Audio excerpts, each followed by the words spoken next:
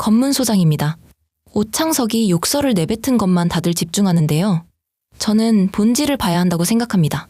생방송 중 욕설을 하는 것, 심지어 정부에서 한 자리 차지하고 있는 자가 이런다는 건 규탄받아 마땅합니다.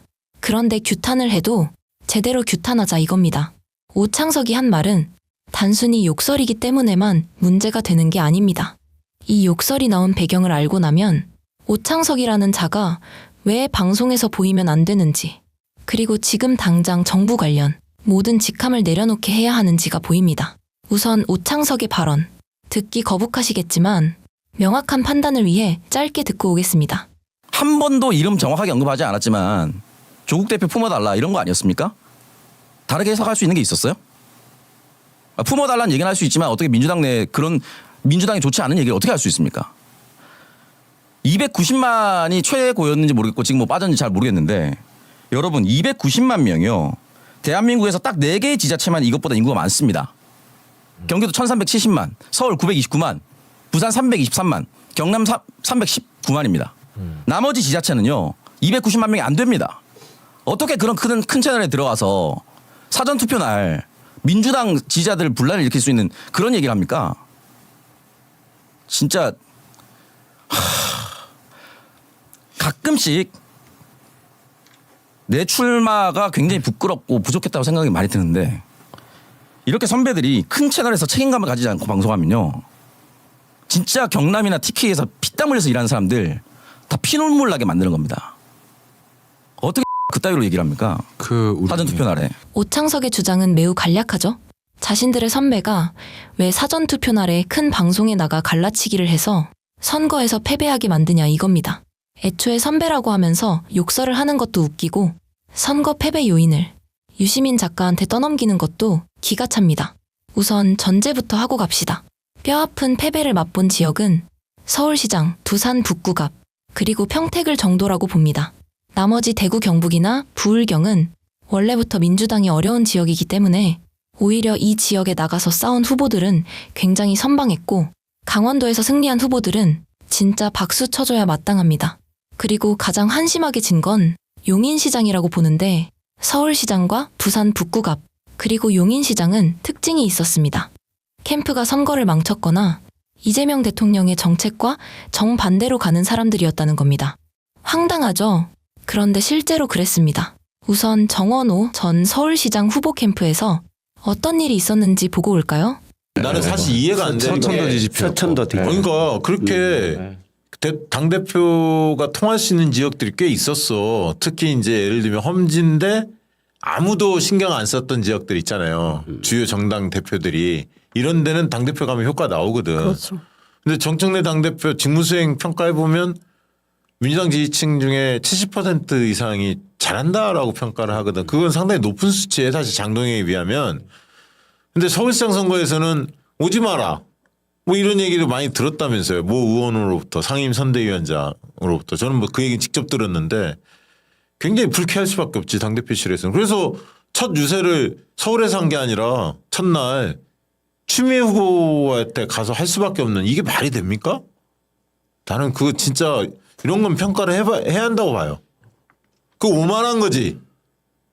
이인영 의원, 최현일 의원, 이해식 의원 그거 오만한 거라고. 당대표로 오지 말라는 게 어딨어. 영남권도 아니고. 참고로 방금 실명이 거론된 사람들뿐 아니라 김규현 변호사도 정원호 캠프에 있었습니다. 대변인 직책을 맡았던 것으로 알려졌죠. 그럼 부산 북구갑에선 어땠을까요? 여긴 정민철이 들어가 있었던 것으로 알려졌는데 여기도 황당합니다. 이것도 영상으로 듣고 오겠습니다. 지난번에 하정우 후보 그 주식 파킹 그 이슈 됐을 때 있죠. 예. 그때 뭐 KBS, SBS, TV조선 등등등 해갖고 BBC 코리아랑 다 취재하러 왔어요. 근데 그분들 얼굴 표정을 보니까 우리 지역에 하정우와 이러고 오셨어요.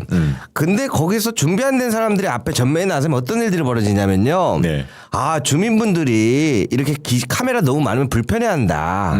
이해가 가죠. 네. 근데 그거를 그 앞에서 여러 번 얘기를 하면 그 취재하러 온 기자들은 언론사들은 어떻겠어요? 그렇지 안 가게 되지. 그래서 그날 하정우 후보가 주식 파킹 이슈에 대해서 깔끔하게 소명을 잘했어요. 요래 해갖고 청와대 들어가기 전에 스타트업에서 기존의 계약대로 명시된 데를 이행한 거지 그런 논란 이슈가 전혀 아니다. 네. 근데 그날 돌아갈 때 호의적이던 언론사들도 예. 욕을 엄청 하고 와요. 아. 왜 그러냐면 보통 그럴 경우는 어떻게 하냐면 제가 다 돌아보니까 한쪽에서는 이제 그 옆에 있는 사람들이 저희가 이래서 오늘은 여기까지만 해도 좀 마무리 좀 했으면 좋겠습니다라고 얘기를 하면 후보가 이제 나서서 아이고 멀리서 오셨는데 죄송합니다 미안합니다 다음번에 오면 또 한 번 또 대접해드릴게 이렇게 보내면 되거든요. 근데 거기에 앉아가지고 할 줄 아는 게 없으니까 거기서 자꾸 이렇게 오시면 안 되는데 이거 불편해하시는데 이렇게 성토를 하니까 어떻게 돼요? 한동훈하고 싸움인데 한동훈은 몇백 명 몇천 명이 몰려다니는데 그 흐름이라는 거 저기가 대세구나. 역시 큰 인물은 다르네. 이 느낌을 준단 말이야. 그럼 어디로 가는 줄 알아요? 그 사람들이 한동훈 쪽으로 갑니다. 당연히 가죠. 하정우가 역시 대단하구나. 중앙의 언론들도 많이 내려오고 이렇게 보여줘야지. 정말 한심합니다. 한심해. 그래서 이게 이슈 파이팅이 예. 왜 한동훈 쪽이 굉장히 파이팅하게 갔냐면 그런 부분들이 있어요. 그래서 제가 처음으로 느꼈어요. 나도 그냥 여기 심층 인터뷰만 해야지 선거 안다고 까불면 안 되겠구나. 그 하나하나가 다 보입니다. 그게 다 전략인데 참 답답합니다. 충격적이죠? 이래서 전문가가 아니면 선거판에서 함부로 설치고 다니면 안 된다는 말을 하는 겁니다. 그럼 오창석의 지적, 욕설을 빼고 보더라도 타당할까요? 유시민 작가의 해당 발언부터 듣고 오겠습니다. 유시민은 조국을 대통령으로 만들어야겠다라는 정답을 하나 만들어 놓고 그 정답 아래에서 논리를 개발해낸 것 같다. 그래서 평택을에 대한 목소리를 내고자 하는 거 아니겠느냐 이런 이야기들을 하더라고요. 많이 나도 듣고 있어요. 많이 듣잖아요. 이거 아실 거 아니에요. 그럼요, 다 지금 알죠. 댓글도 이제 그런 의견들도 지금 뭐 이게 다 전부라는 건 아닙니다. 의견이. 예. 요 부분을 먼저 말씀을 해 주셔야 이런 분들도 들을 준비가 될 것 같아요. 그러니까 이제 제가 그 뉴스공장에 나가서 그 문제, 지방선거 이후에 여러 상황을 감안할 때 조국이 되는 게 좀 낫지 않나? 이렇게 말을 한 거를 두고 제일 많이 나온 비평이, 그러니까 제가 뭐 어디 가서 뭐라고 비평을 한마디 하면 한 100명이 물어 뜯는 거예요. 그리고 한 10명 정도는 그래도 그게 일리 있지 않아요? 그 정도 얘기해 주는 것 같고. 우리 강성필 씨는 100명 중에 들어가나요? 잘 모르겠는데. 이러니까 최진봉이 안 하는 네, 그거는 이제 그러니까 어떤 평이 제일 많냐 하면 네. 조국 지지 이렇게 하면 될 걸. 왜 쓸데없는 얘기를 갖다 붙여 그렇지. 이렇게 얘기를 하더라고요. 맞아요. 그러니까 그분 이제 그거 제가 어떻게 이해를 하냐 하면 네. 비평이라는 거는 비평가가 자기 자신을 어떤 대상에 투영하는 경우가 많아요.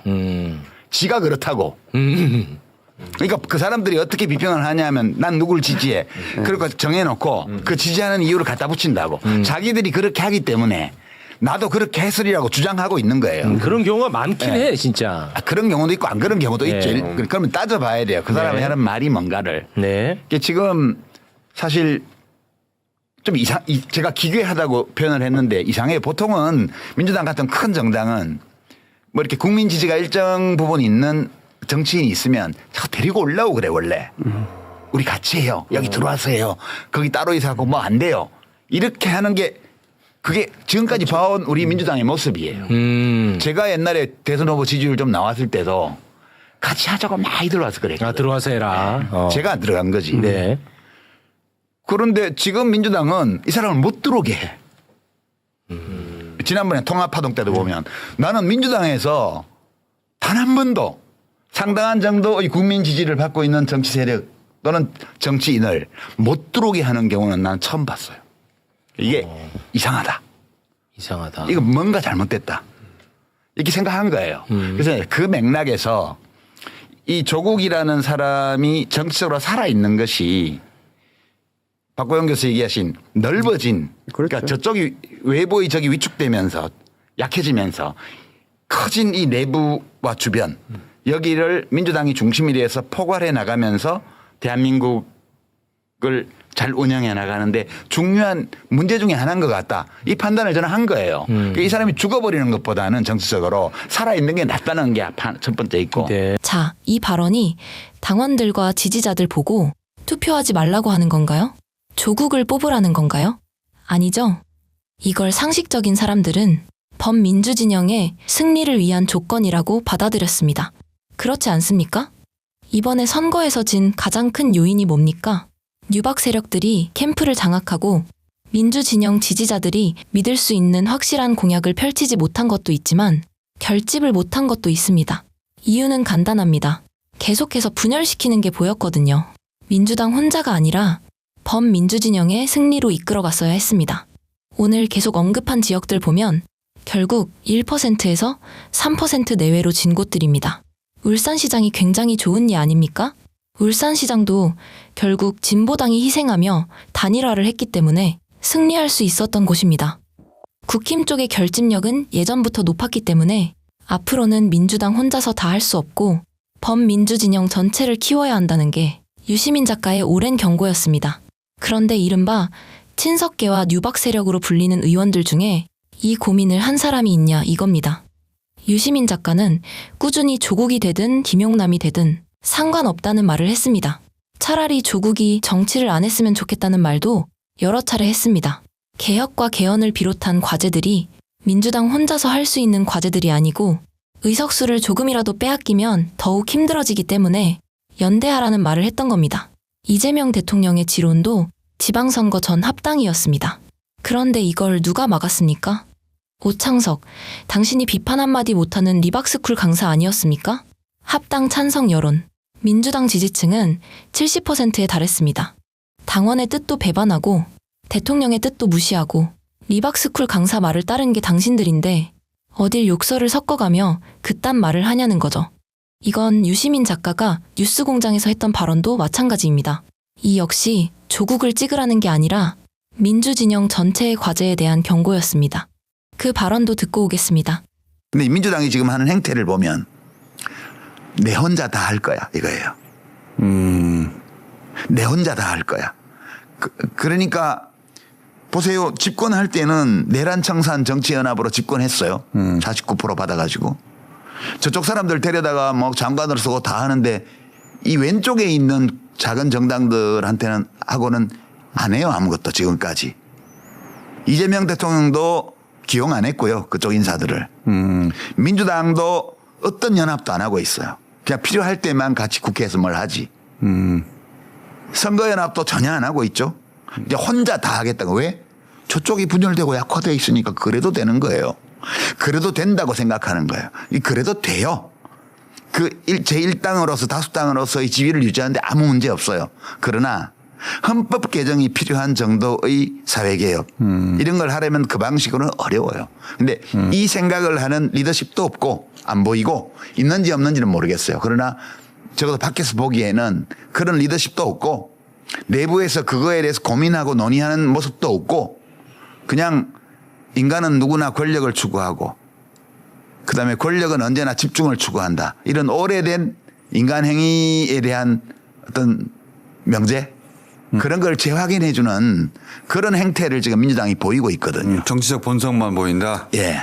본능만 보이고 있어요. 본능만. 본능이죠. 사유와 고민과 이재명 대통령이 좋아하시는 수기와 이런 절차를 거쳐서 우리 모두에게 더 나은 결과를 보장할 수 있는 보장할 가능성이 높은 어떤 정치 지형의 변화라든가 제도 개혁이라든가 이런 걸 찾아나가라는 노력을 거의 안 해요.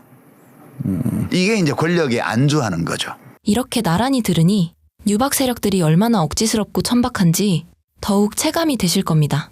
그런데 이 패턴 어디서 많이 본 것 같지 않으십니까? 유시민 작가의 ABC 이론 때와 비슷합니다. 이 당시 이미 갈라져 있는 현상에 대해 설명하기 위해 유시민 작가는 ABC 이론을 들고 나왔습니다. 그런데 이때도 뉴박 세력 스피커들과 재래식 언론, 심지어 김민석까지 나서서 유시민이 국민들을 갈라치기 한다며 공격했습니다. 이번에도 똑같은 겁니다. 자신들이 당원들을 갈라놓고 선거에도 졌으면서 이걸 유시민 작가 탓으로 돌리고 있다는 거죠. 애초에 여기서부터 오창석은 물론이고 유박 세력 스피커들 모두 큰 인물 되긴 틀린 겁니다. 참고로 오창석 씨, 당신은 이미 정부 관련 요직에 들어가 있습니다. 그냥 생각해 봅시다. 유시민 작가는 말 그대로 작가고 그 어디에도 소속되어 있지 않습니다. 그런데 당신은 김민석 총리의 국무조정실 아래에 있는 청년재단의 이사장이면서 한국자산관리공사 비상임 이사로도 등록되어 있습니다. 한국자산관리공사에선 연봉도 수천만 원 받는다고 하던데 사실입니까? 그리고 당신을 임명해준 사람은 누구입니까? 김민석 총리입니까? 애초에 이것만 봐도 당신은 객관적일 수가 없는 겁니다. 당원들은 바보가 아닙니다. 과거처럼 당원들의 눈과 귀를 가릴 수 있다고 생각하지 마십시오. 그렇게 생각하고 설치던 인간들 죄다 나락 같습니다. 이낙연 보고 느끼는 거 없습니까? 오늘 내용은 여기까지입니다. 유익하셨다면 구독과 좋아요로 영상 제작에 힘을 주시면 감사드리겠습니다. 정치검문소는 내일 이 시간에 다시 찾아뵙겠습니다. 시청해주셔서 감사합니다.